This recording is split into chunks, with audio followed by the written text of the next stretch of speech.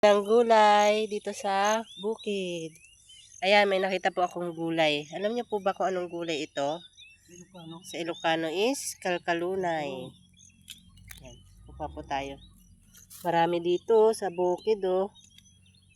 Sa Romblon naman ay kulitis. Kulitis. ito. Wow, taba nila, oh. Ayan, ginugulay po ito. Mga tayo ng kalkalunay. Nakatipid. Masarap ito ihalo sa mugo. Ayan. Maggulay-gulay muna po tayo para humaba ang buhay. Ayan, tataba, oh.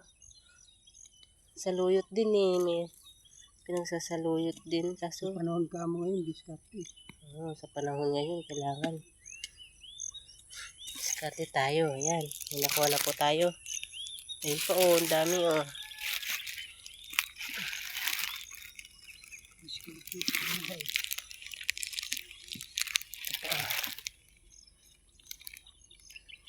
Binibinta din to. Pag makakuha ka ng marami, pwede itong ibinta. Kaso, hindi na. Pwede na itong pang-ulam namin. Wala ko ng pang-ulam namin. Lagay sa munggo. Masustansya po ito.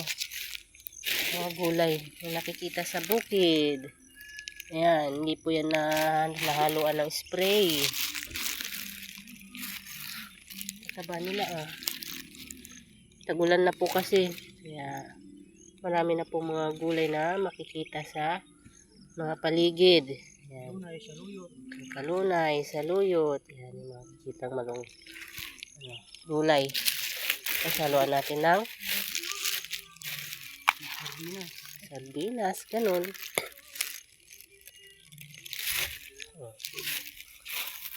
Ayun na yung malunggay na tanim ng daddy ko.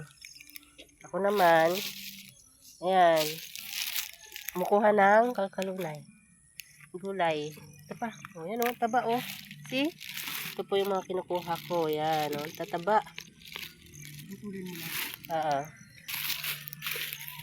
Yan, yung mga taga Ilocano dyan. Shout out. Hello. Diba? Mga taga Ilocano dyan. Mahilig sa mga ganito. Kalkalunay. Saluyot. Hanap pa tayo. Hanap tayo ng kalkalunay.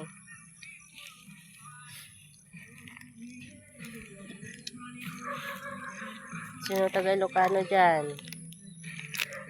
Comment down below. Ano yung mga favorite nyong mga kinakain na gulay na mayroon kayo dyan sa inyong mga probinsya. Mga taga Romblon, shoutout din. Daddy ko po ay taga Romblon. Ayan. Mama ko naman is taga dito. Ayan o, kalunay. See? Parang ano to eh, ano, spinach. Sa English, spinach. May iba't ibang klase po ng spinach. Dito sa probinsya, ayan, kalunay naman. Kulitis naman sa Romblon. O, diba? Shoutout sa mga taga Bisaya, Ilocano, mga iba't ibang ano. Sapa tayo pupunta, sapa tayo kukuha. Sapa tayo.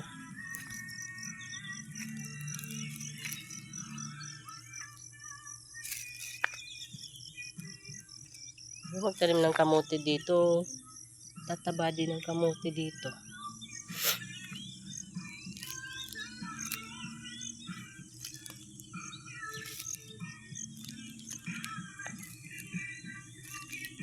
Wala na yata.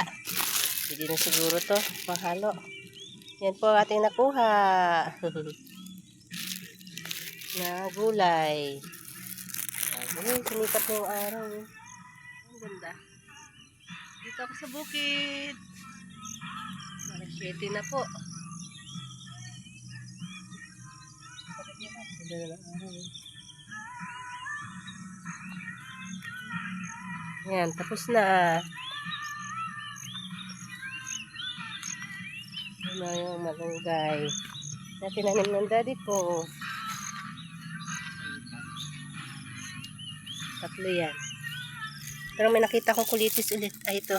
Kalkalunay. Sayang.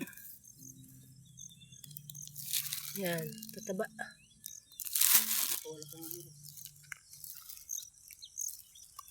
Ito pa.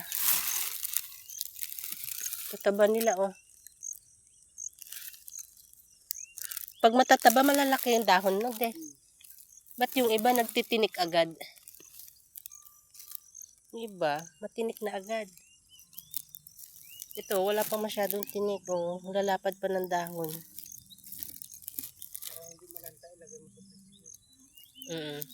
Pag hindi pa maluto. Ayan. Ito na. Kulay na kalkalunay. Bye-bye.